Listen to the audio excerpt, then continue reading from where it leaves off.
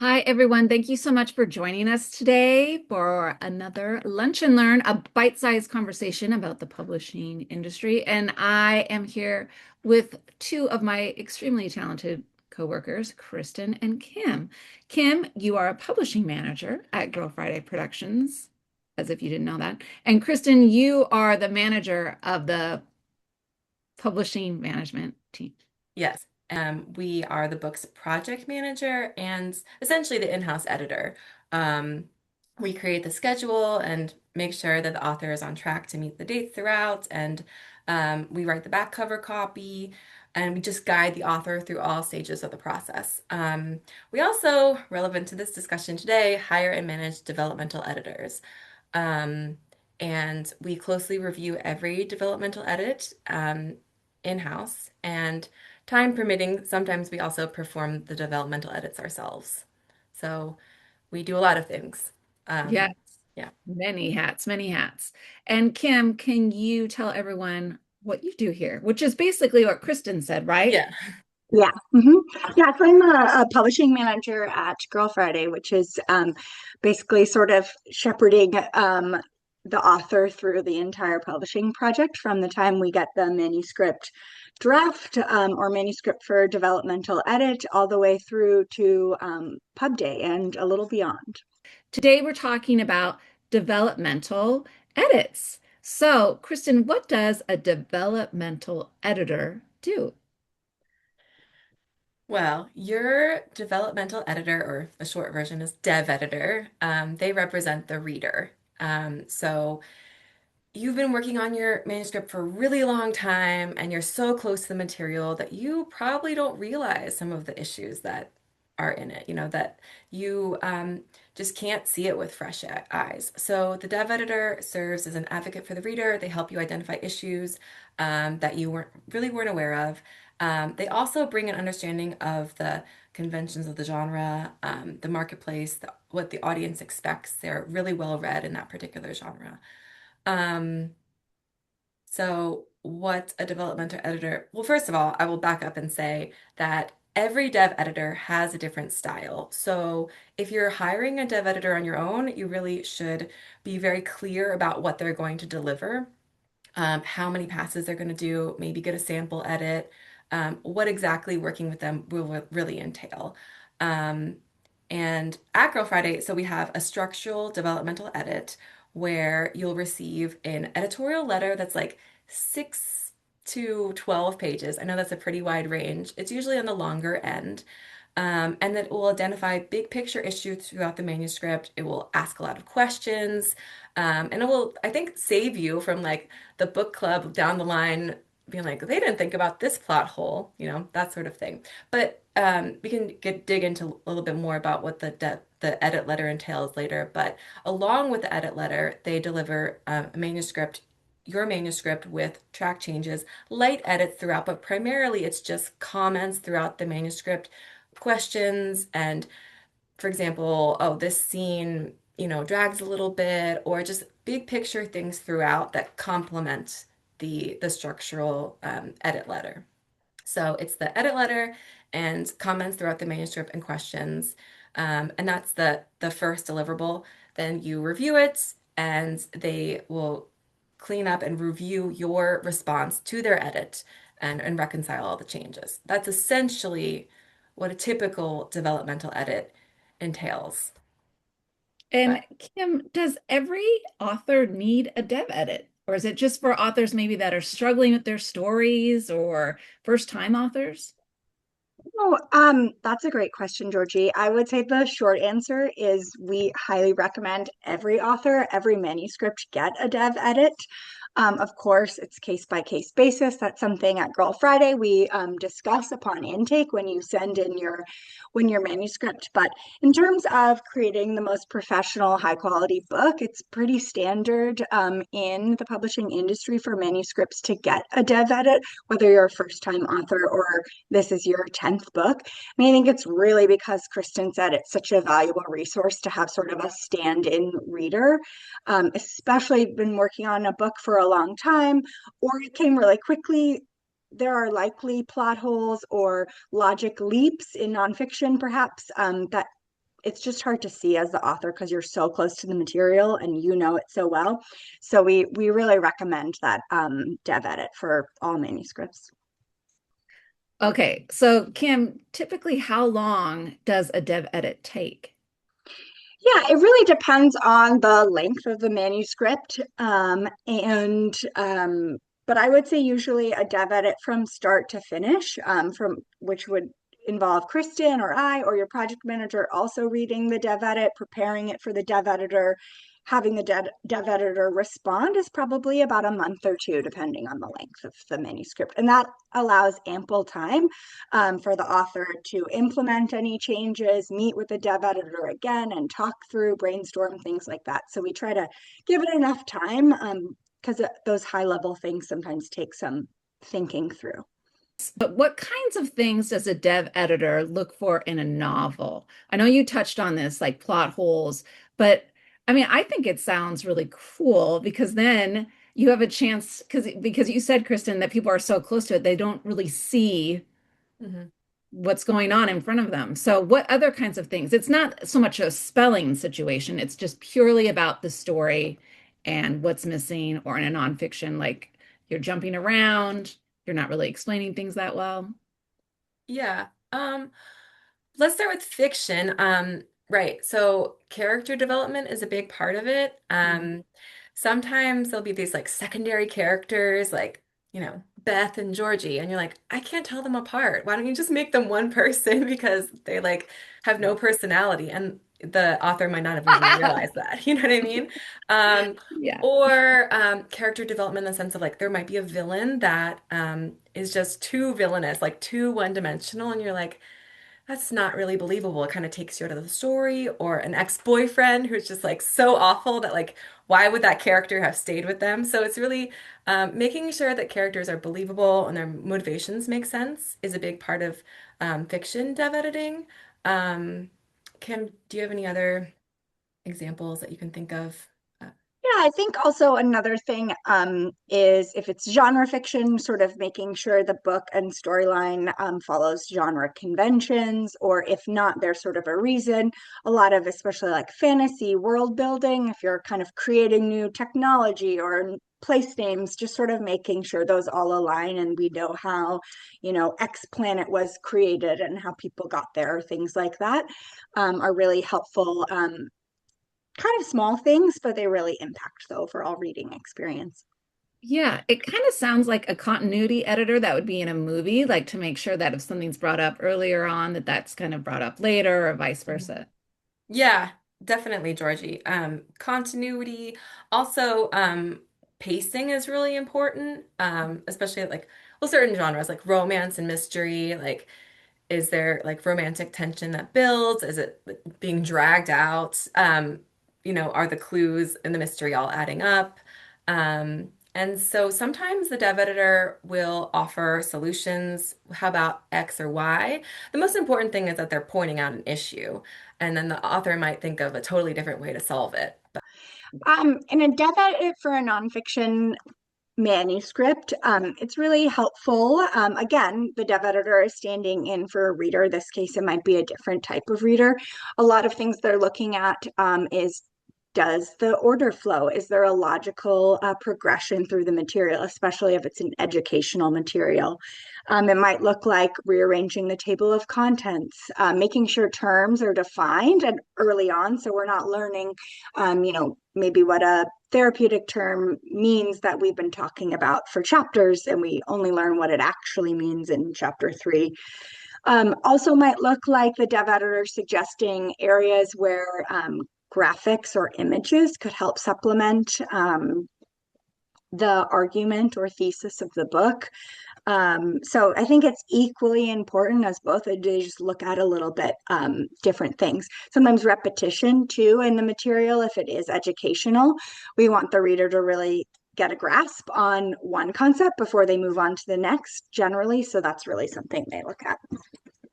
Yeah.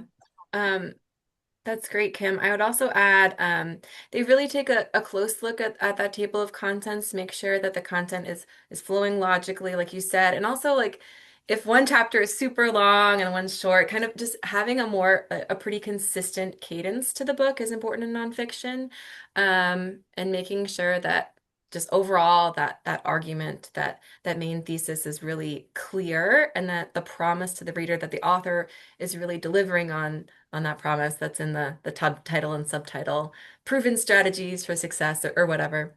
Yes, of course. That's great. What's the difference between a manuscript assessment and a dev edit? Because you mentioned this, Kristen, that they might give you a letter of sorts that kind of makes suggestions. But what's the difference between the manuscript assessment and the dev edit? Or are they the same?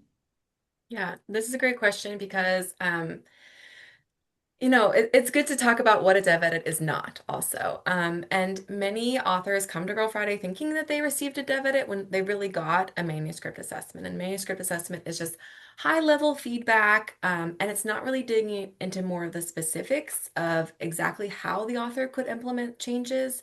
And then, most critically, in a manuscript assessment, there's no post revision review by the editor, which means like, so they give their feedback and that's it. The author does whatever in response, but then the manuscript assessment person or dev editor doesn't go back and see like were their changes addressed. So it is really important to be clear like what you're receiving when you work with someone, when you hire someone. And how is a developmental edit, Kim, different than book coaching? Because there's book coaches, we have them here at Girl Yeah. Friday. But what's the difference between the two? I think the main difference is sort of where you are in the process. I think a book coach, so great. We love working with book coaches, but that's for the author who's potentially they have a great idea. They're like, I really want to write this great idea. I've started my own business, XYZ, whatever the idea is. It might be fiction as well, but I don't really know where to start. A book coach is a great person to start working with right away. They'll really help you flesh out the outline of the book, work with you sort of chapter by chapter, usually over a longer period of time, whatever works for you two, when the coach and the author in terms of how you can write. So you're going to kind of have that hands-on coaching throughout the process. And the goal of a book coach is really to get you to that really solid first draft that might be then ready for a developmental editor. Okay, so a book coach might come first and then a dev editor later, is what I'm hearing you say. Yeah. Okay. Mhm. And Kristen, can you talk? There's so many different types of editors in publishing. What's a line edit? Because our authors might hear that as well. Yeah. So the line edit typically comes after the dev edit, and at Go Friday, the line editor is the same person as the dev editor. So they have already read and they're very familiar with your manuscript, and now they're digging in on the line, which means they're going sentence level, and they really will get in there with track changes, or actually you'll see the edits throughout on the line. It's just about smoothing out the prose, making sure that things aren't awkward or clunky, that they're looking out for repetition, overused phrases, just making sure that everything makes sense. It's about, in nonfiction, it could be about being concise. It could be about rhythm. You might use dialogue tags too much or a little bit awkwardly. Um, and yeah, it's really just that those smaller details that make the manuscript all that much better. Okay, so a developmental edit, and I'm in marketing, you guys, so correct me if I'm wrong. Developmental edit is the bigger picture, and the line edit is really kind of getting in line by line. How's it going? So an overall like dev edit comment might be like, who's this character? I don't understand. And the line edit, it might be something that the character is saying. But please Sure. edit me if I'm incorrect in saying that. Sure, it's what they're saying, but also all the pros around it, and Yeah. it's tricky because the line editor has to balance like the author's style and their quirks, and maybe they're intending to repeat themselves, and that's okay. But they really keep in mind, is this interfering with like a smooth reading experience? Is this Mhm. just taking you out of that wonderful world that the author has worked so hard to build because this line is kind of awkward, and we recommend that all authors really get a line edit. It really small changes that make a huge difference to the manuscript. Right. And if a change is done early on, it kind of has a trickle effect. I imagine if you made this change before, then you have to make sure it goes throughout the story as well. But Kim, I wanted to ask you, here's yet another edit, another one. We need to like insert a graph here that says all the different kinds of edits, because how is a dev edit different from a copy edit? Yeah, I think great question. So we're sort of building this layers of editing here, and we Yeah. talked about maybe you're going to have a book coach, and then maybe you got a manuscript assessment, and then maybe you work with a dev editor, and then that dev editor gives you a line edit. The next phase after that is a copy edit, and I will say the copy editor is primarily polishing. They are looking for grammatical consistencies, applying house styles. They will, of course, point something out and say, like, hey, in chapter one, this character had blue eyes and now they have green eyes. But those are things probably the line editor will have caught. So it's just sort of another round. I will say that's they're going to keep in mind the style and tone that the line editor has kind of set and passed on to them. But it's really going to be like, hey, are we using Oxford commas or not? What this grammatically should be like this. It's really those polishing details. Which is so important because a lot of times that's what stands out to readers. They get really upset if there's typos or, missing commas or something like that. So I think it's perfect to say it's like the polish. Kristin, Yeah. oh, go ahead. Sorry. Well, I just wanted to add that we also want to recommend that you don't move forward to the copy editing phase until you really feel that your manuscript is final. So you're done writing at that point. There can be more rewriting during the developmental editing phase. But when you move on to copy editing, ideally, the content, the bones of the manuscript, it's like done. It remains unchanged, and they're really getting more granular. Yeah. How do you choose, Kim, the right developmental editor? You both had said that there's people that specialize in different genres, but is there ever a situation where you think, I'm just not gelling with this person? They're not getting me as far as a developmental edit now I'm speaking of. Is that a thing? And how do you choose the right person? Yeah, so at Girl Friday, that's sort of one of the roles of what Kristen and I do and the other publishing managers here is that we work, first of all, we will have sort of done a high level read of your manuscript, and that helps us choose the correct developmental editor. And I think we're just in that we're really looking for someone who's going to be one excited about your story, meaning that it's in a subject matter that they're interested in, they have experience in most likely, but that they're going to be sort of ready to take it on and excited to do that and have some baseline knowledge of whatever genre you're working in. It doesn't mean if you're writing a leadership book this person has also written a leadership book or was a CEO for 25 years, but it means that they likely enjoy and work on a lot of leadership books. So they're going to know sort of the bones and the structure of that type of genre. Same with fantasy, things like that. So we do our best to really get a good match. And then we also, one of the first things we do is have a kickoff call with the author and your chosen developmental editor to introduce each other, kind of talk about different styles. As Kristen said, every dev editor works a little bit differently. It's definitely an art and a science. And so we want them to meet the author. And so everyone is gelling like that.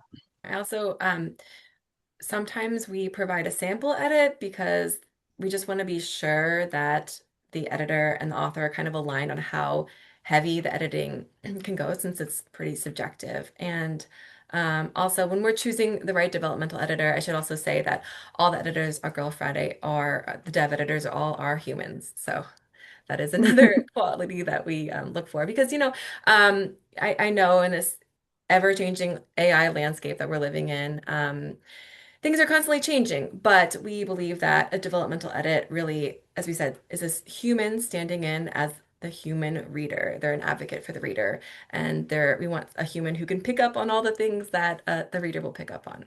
What if an author is working with a developmental editor and they don't like the feedback? Does that ever happen? And B, what do you do if it does happen, Kim? Yeah, great question. I think at Girl Friday, as Kristen said, one of the first things a dev editor will do is write a very lengthy or quite lengthy editorial memo. So we always ask the author to kind of read that letter once, twice, 5 times, sit with it, probably for a day, 2 days, 3 days even, and really just consider the suggested changes.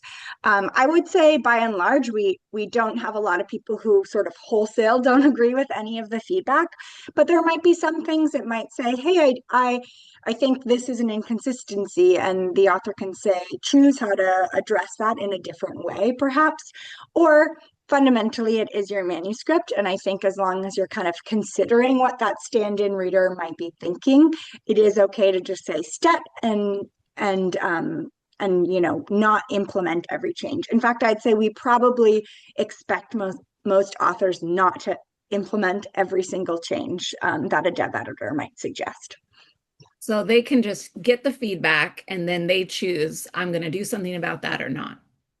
Yeah, definitely. And that's also one of the things that we'll do is offer a follow-up call with the dev editor so you can really get into it and say, it is a big process. And especially you've been working on a manuscript for a long time to get a big letter of feedback um, is a lot to kind of take in and sort of wrangle with. And so we always want to make some options for some face-to-face communication on like, hey, you said this, I'm not agreeing with it, but tell me more. And it might just be a clarification issue. But ultimately, the manuscript is the author's, and we do feel here at Girl Friday that they know their story or their manuscript the best, and so we're open to talking about those things. Yeah, it totally can. It's a really emotional process, to receive that you've been working on this for so long. You receive a really long letter, or what feels like really long. And that doesn't necessarily mean that the manuscript needs a complete overhaul. And I always tell authors, like, just sit with it for a day or two, before you dive in, because ultimately, I think a lot of authors come around to the feedback that the dev editor suggested, most of it. And they might just say, stat or leave as is for a few things. But I think it is important to process for a few days. Yeah. What I've heard, and of course, I'm getting the books down the road once everything that you guys have done is completely done, and then we're getting it in marketing. But the feedback that I've gotten from our clients is that they really, really enjoy the process. And I always think that that's so amazing and actually really emotional because, like you said, Kristen, it's their baby, whether it's like a life story or a book that on their expertise that they've been, building their skills and leadership skills over 20, 30 years. So to hear that the dev editing went so well, I think it's really rewarding. Do you get a lot of positive feedback from the people at the end of that process? Definitely. Yeah, I mean, I think a lot of authors feel very seen by the dev editor, even when they're offering constructive feedback. They're really like focusing on ex the strengths of the manuscript and what can make it just even better. And they really value that because it does take the manuscript up to the next level. It does bring it to a level of professionalism. It does improve the experience for the reader.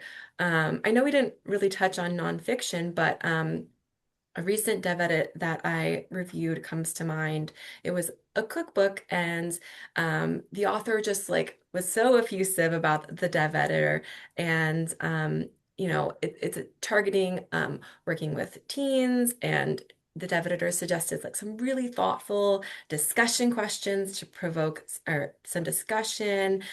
She suggested like safety tips, and the author's like, of course, well, I forgot that. So yes, a resounding yes. People are very grateful for their developmental editor. It's really the time to make the most improvement on your manuscript. Can be pretty drastic. Well, I was just going to say, I think as Kristen said, for a lot of our authors, this they, even if they published before, they've been working on this book sort of alone, in their office, in their wherever, on the weekends, however they're doing it for so long that it really is the dev editor is sometimes the first professional editor interacting with a manuscript. And it really is about not telling you what you're doing wrong, but really how to make it better. And I think that's a really very valuable to the manuscripts at a whole, and thus the final book. A dev edit, it's not a process specific to Girl Friday or hybrid publishing or being an indie author. It really is a common practice in all of publishing, so you know, the New York Times bestsellers, I don't know for sure, but it's likely they've worked with dev editors at some point. I could almost guarantee it. So, As the editor in-house that really cares about the book and wants to see it like blossom and flourish, you're like, wow, we really appreciate dev editors because they really take the book to the next level. Something that was like, ah, not quite there. This one little part was missing the mark. You're like, oh wow, this is the vision. They're really they see it, they get what the author is trying to do, and they've like helped them like reach the finish line basically to get to the next step in the process.